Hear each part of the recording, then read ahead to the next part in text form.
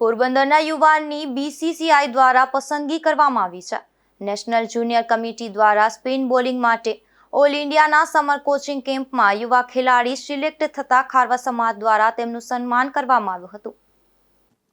Porbandar district cricket એસોસિએશનના યુવા ખેલાડી તેમજ અંડર-16 એવા સૌરાષ્ટ્રના ખેલાડી ભાર્ગવ રાજેશભાઈ સોનેરીના સુંદર પરફોર્મન્સને ધ્યાને લેવાયું છે, જેમાં BCCIની નેશનલ જુનિયર કમિટી દ્વારા સ્પિન બોલિંગ માટે ઓલ ઇન્ડિયાના સમર કોચિંગ કેમ્પ માટે સિલેક્ટ કરવામાં આવ્યા છે.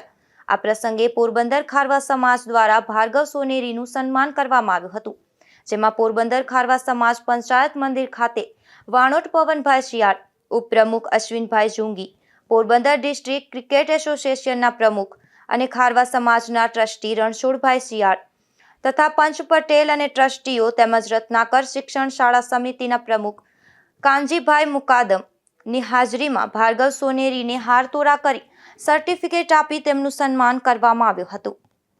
નિપુલ પોપટ, ગુજરાત ન્યૂઝ, પોરબંદર.